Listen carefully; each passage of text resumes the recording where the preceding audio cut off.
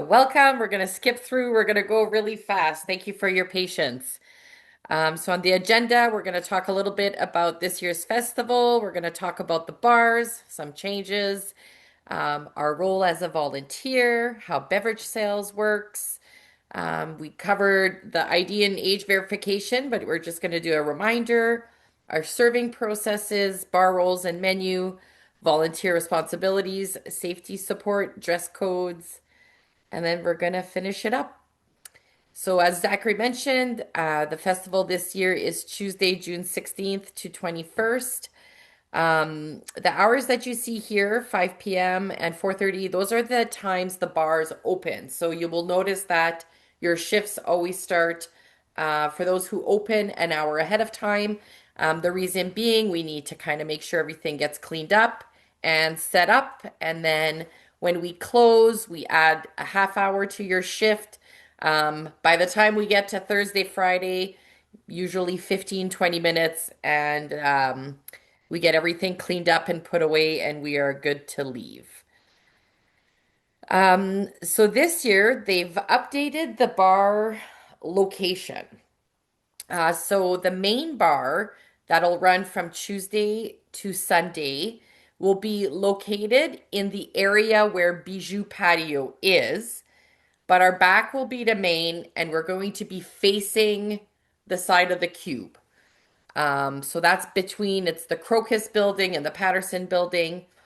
And then on Friday and Saturday night, we're going to open up a beer pop-up tent, and this one's going to be located where the beverage tickets were in previous years. So kind of on the corner of, I say, Bannatyne and just where that parking lot is. So this is the festival grounds, and so the main bar will be located between these buildings here. So what's our role? So as a bar crew volunteer, you are an important part of what creates the ambiance of the bar. So we will be serving beverages, beer, wine, coolers, spirits, and alcohol-free beverages at Old Market Square. So the bar crew are enthusiastic and friendly volunteers who spends their shifts on their feet helping to set up, clean up, and provide responsible alcohol service while listening to live music. So Lee and I worked on trying to create kind of what happened in the previous years and what direction it's moving into this year. So, as Zachary mentioned, bar sales and bar will all be in the same tent. This is a huge change and really positive. It is going to reduce the amount of time and the amount of lineups that people have to go into. So, in the past, the process was that beverage tickets for patrons. So they would go to the beverage ticket tent, purchase beverage tickets. This year, there's going to be no beverage tickets. They're going to pay for their service, and then we're going to serve them. Bar sales is the crew responsible for taking in the money, for processing the transactions. So order intake. So orders are taken separately from ticket sales at the bar tent. This year, orders are taken at the bar by the sales and server together. So the payments, so this was handled outside of the bar. This year, it'll be processed directly at the bar by the bar sale volunteers. Oops. Beverage service, so after ticket exchange. So this is what it was. We would receive a ticket, rip the ticket. So this time, the server will request the drink from the bar back and serve the patron. No ticket. Beverage tickets will be reserved for, they were for patrons, volunteers, staff, sponsors. So this year it'll be for volunteers, staff, and sponsors. And so now patrons won't be receiving drink tickets. That said, if somebody has saved a ticket from a previous year, we will allow them to use it. Any questions so far?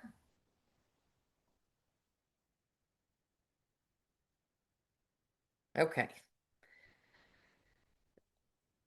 Okay, so the bar experience. So greet the patron with a smile, say hello. I love great customer service. I'm pretty sure most of us do. Menus will be displayed on the serving tables, so where you and the bar sales volunteer will be standing, and then there's going to be large menu boards on the top of the tent. So the bar sales volunteer will accept and process the payment while the bar crew server receives the order. And then you'll have to make sure you check for the wristbands. You'll prepare or request the beverage from the bar back. Remember a limit of two alcoholic drinks per person. Serve the patron. Thank them for supporting the jazz festival.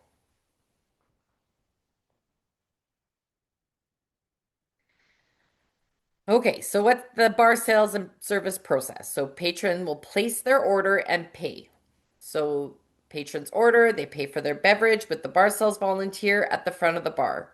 The order is received. If you are one of the servers, and I know some of you really enjoy serving customers, so you're welcome to ask to be at the front. You'll be standing beside the bar sales volunteers. You're going to listen, confirm the order, turn around, get the drinks going. The drinks will be prepared. So obviously, it sometimes depends on the volume and the busyness of the bar. You might request it, and you might open a pre-mixed drink. The drinks will be served and you'll deliver the beverage to the patrons. So bar sales will typically not touch the beverages. They're just sticking to the money part. So what do servers do? So they greet and welcome the patrons with the bar sale volunteers. You'll check for wristband for alcoholic beverages requests. Servers will request the drinks from the bar back. You may open beers and ready to serve beverages. When asking a beverage from the bar back, we'll speak loud, clear to reduce errors. We have to remember loud music playing. Serve the patron their beverages and please smile, say thank you, wish them a good night. It's always a nice way for them to walk away. So, as we mentioned, there's the maximum two drinks per person at a time. And I think it was last year, the year before, because it's the bigger cans for beers and cider. So, our liquor license allows two beers, or one beer and one standard drink, or one double and a standard drink. So, all alcohol must be opened before serving, beer can, cider, ready to serve. Everything needs to be opened before it goes over the counter. So bar back, you're going to receive the patron's order from the server. You're going to prepare and or open drinks requested by the server. If something's unclear, it's like, did I hear that? Please ask. There's some nights I know we're going really fast, but we do end up wasting quite a bit. So we just want to make sure that we clarify those orders. Always use a shot glass to measure the hard alcohol, 1 ounce, 2 ounces, or the measuring cup for wine, 5 ounce. And notify there'll be a runner when the inventory is getting low. Ask before you run out. That reduces everyone's stress. And again, all alcohol must be opened before serving. So the runners, so that will be someone that Lee or I will assign. So you'll monitor inventory, you'll restock from the reefer as needed, respond promptly to the bar back, restocking requests, ensure our coolers are stocked and based on our business levels, carefully managed inventory during the final hour to just prepare for end of shift counts, and assist with inventory at closing. So, given this is a new setup this year, this is kind of how we are currently envisioning what it looks like. So, this would be you're standing inside the tent. So, this is the front of the bar, you're facing the lineup. We are imagining there will be six actual stations in this bar. It's a bigger tent than we had last year. So there'll be one bar cashier, one server, one bar sales, one server, one bar sell, one server. So these are six kind of stations. They look close together, but there'll be some space.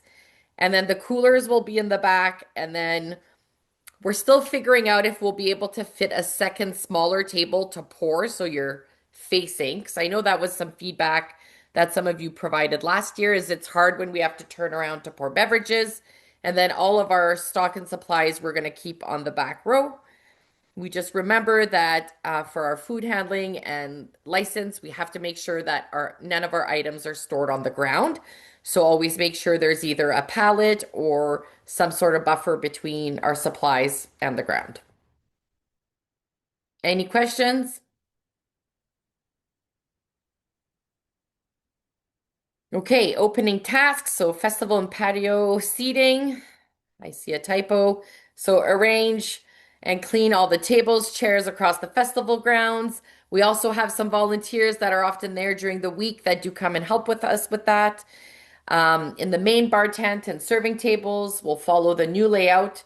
Um, the drawing will be somewhere is posted, and it might change over the first few nights, just as we kind of figure out the flow. I always appreciate people's feedback. If you identify something that might work better, please send it over our way. We'll clean and cover the bar tables, display the menus as needed. We'll set up the stations with the stools, the menus, required supplies. So as a bar back, you organize. Oh, is there? Yeah, there's a question. How much Okay. space is for hard alcohol mixed drinks? It has been a bottleneck in previous years. Yes, Drew, I was thinking of you.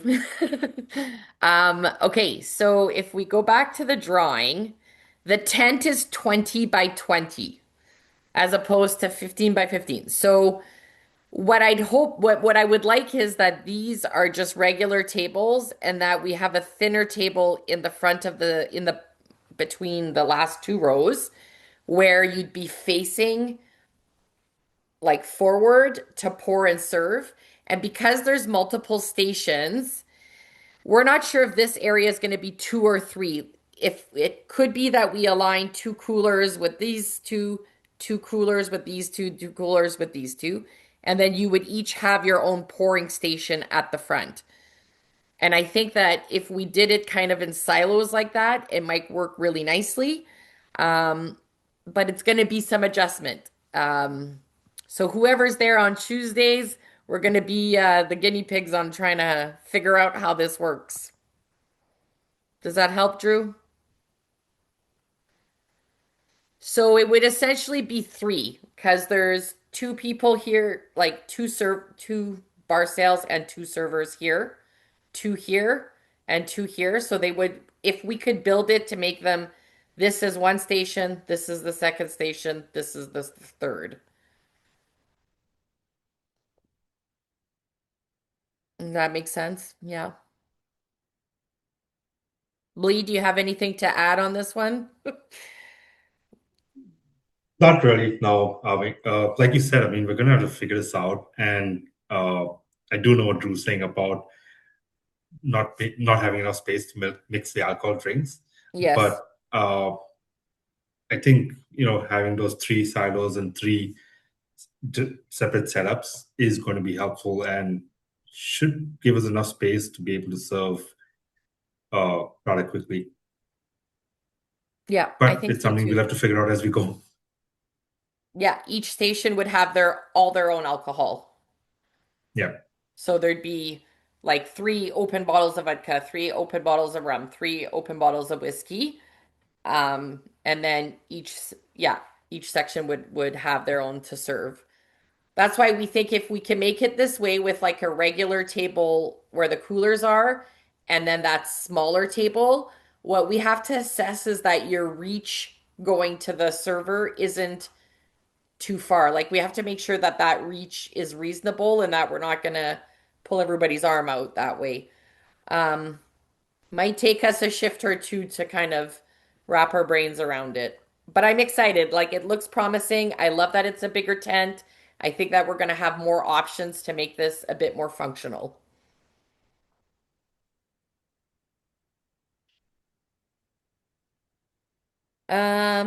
Okay, so bar back. You're going to organize the coolers, the beer, the cider, ready to serve, non-alcoholic beverages. You're going to stock the cans neatly, add ice. We always start small as the drinks are already chilled. We'll set up the wine and spirit stations, the mats, measuring tool, glassware, the ice station. We're going to have someone go wash all the tools. We do that every day at the beginning of the shift so we know it's clean. We're gonna label the coolers so that both sides of the bar can see what they are. Because when we get busy, it's really helpful to just know what's in what side of the cooler or what's in which cooler. And then the supplies and inventory. So you'll complete the inventory at the start of the and end of the shift with us, gather the supplies that are needed, um, notify the runner when stock is low. So if I'm, more than halfway through a bottle of wine or bottle of vodka and I don't see any other around, let's raise our hand, ask for it. And then sometimes you'll be restocking from either the reefer or the Jazz Winnipeg office, depending on what the supply is. At closing, inventory and restocking. So we don't restock coolers at the end of the night. I think everybody knows that. We drain as much water and ice as possible, and then they go back into the reefers. We do their counts. All the supplies, including the cups and everything, do all go in those reefers. It's really helpful when we try to keep things organized, put the cups back in their rightful box. That way, with the next crew that comes in to open, it's not a big hot mess. All the bar tools, shot glasses, ice scoops, we want that all centralized into one bucket so that it's easy to wash at the start of the next shift. Any of the rags, I usually grab them at the end of the night. Me or someone from the office will wash them and bring them back the next day. And then it's really good to just collect all of our garbage, make sure that all our garbage bins and recycle bins are all emptied. They're all bagged, bag is tied, and they're all in one section for the Enviro crew to collect from us. So always measure our portions, no free pouring, no oversized portions. This is where it could really affect our liquor license. We enforce the 2 drink limit. Most people, if they want more than 2 drinks, it's because they have a group of friends. So if you just say, can you go grab your friend, bring him back, I'll hold your drinks here, no problem. They'll go find their friend. I think this time there might be a little bit further, but usually they'll call, they'll do something. Um, Volunteer refreshments. So I don't know if you heard Zachary say, I think that's what my ears heard, and I did add it to the presentation just as he was talking, is each volunteer will receive one alcohol-free drink per shift. And I believe he said a soda, a bright water, or a no-name water bottle. But it's always good to encourage people to bring their own reusable bottle. So let's remember we got to watch for wristbands. We want to make sure that the paid security has checked ID for anyone who looks young, under, I think they said under 30. Um, if they have a drink and no wristband, this could be because I was running from work. You went and picked up my drinks, Lee.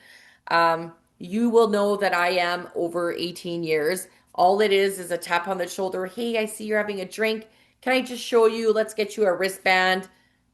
Make sure everybody's covered. People are usually fine with that. Um, and then if anybody you suspect someone underage, please flag me, the staff, Lee, somebody, security. We do really need to be on top of that. So what are we serving this year? So this year drinks will be $10. Alcohol-free drinks will be 5, and then I have one exception to that. So once again, Little Brown Jug is sponsoring the event, and so we will be serving their 1919 generic and cider. Vodka seltzers will be doing it. The flavors are peach and rose, coconut and guava, lavender and mint, passion fruit and orange blossom, and then our usual vodka, gin, rum, and whiskey. They've changed the wine. Um, they have I don't know how to pronounce this. I apologize if I don't say it correctly. Tenupa Cabernet Sauvignon, the Tenupa Sauvignon Blanc, the Guggenheim Bubbles Malbec. So this is a sparkling one. And then this is a Benjamin Bridge Nova. So it's wine-based sparkling. Oh, I'm sorry. This one is a rosé, I believe. So for alcohol free, we have the bright water, mint lime, and blueberry lavender this year. Bottled water, a pop is a 16-ounce cup of Coke, Coke Zero, Sprite, or ginger ale. And then this is the exception I mentioned. So Flojo Peach Liche, a sparkling yerba mate for $10. I have never read this until about an hour before orientation. Okay, yes, bright water is included as a non-alcohol drink. Yes, thank you, Brian. I know it's fantastic. I am also very excited because I hated to say no to people over and over and over again. So this is wonderful. Okay, quickly about our responsibilities. Super helpful and super appreciated if the bar is friendly and professional. It's really important to be punctual and show up for your shifts. It does affect us on those late nights when we are short many bodies. Um, Communicate clearly. There's live music, there's lots of noise. I know this is really hard. Um, if you have ideas, Drew, come and see me. Um, so let us know when you're leaving. It's not because I want to babysit you, but I just want to know that you left on your own terms. You weren't kidnapped by anyone or hurt somewhere. It's just always nice to flag Lee or I and just say, okay, I see you've got 5 people here, so I'm gonna go now. Bye. It always helps. Sometimes people just disappear and it's like, I don't remember the last time. Did we see them? Did they leave? Something is okay. Um, I work in healthcare, so I am like a caring person. This makes a difference in my world. Um, any issues with your shifts, you're going to be late, absence, all that kind of stuff, just send me a text. I will mention here or later. Please make sure when you send me a text, you just say, Hi, this is Jeanette Castro from Jazz Fest. I'm unable to make my shift, or I'm going to be 20 minutes late. It's really helpful because I don't know everybody's number and I don't have everybody's in my phone.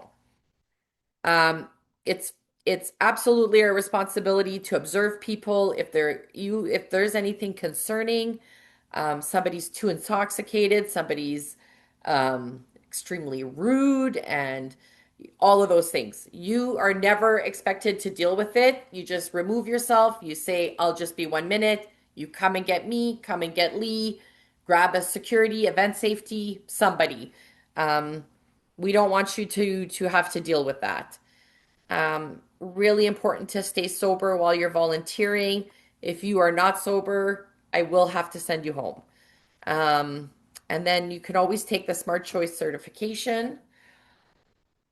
For safety, anything that happens, you trip, you think you might sprain your ankle, anything like that, please report it to me.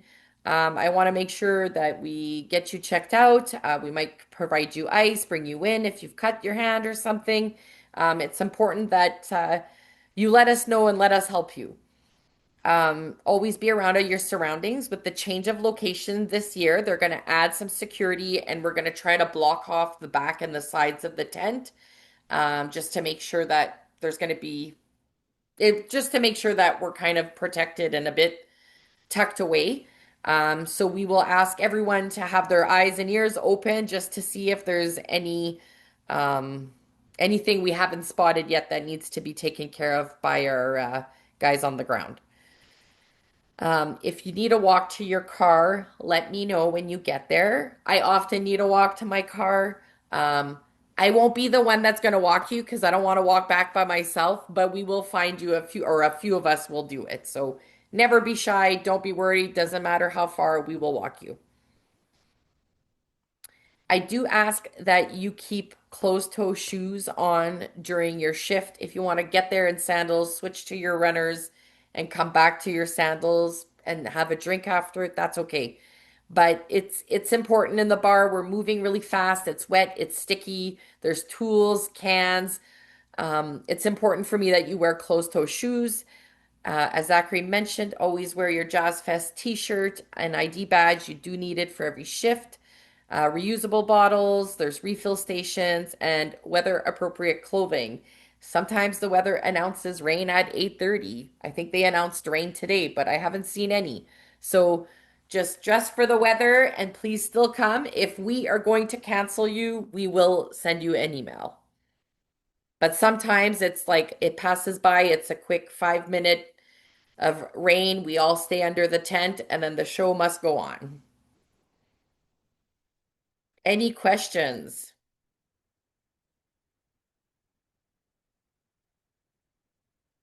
I guess I better look up here. No questions. Okay.